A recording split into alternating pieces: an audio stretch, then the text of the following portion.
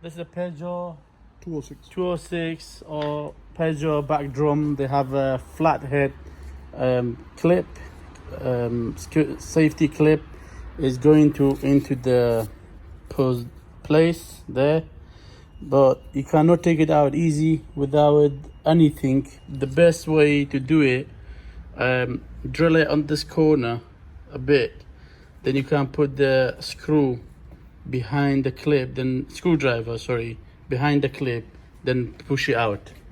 This is the direct it to do it, drill it down like this way on top of the clip. Then as soon as do little bit dip on the drum, then you can put the screwdriver behind the clip, just pull it over, then straight away come out. This is the best way to take it out, this safety clip.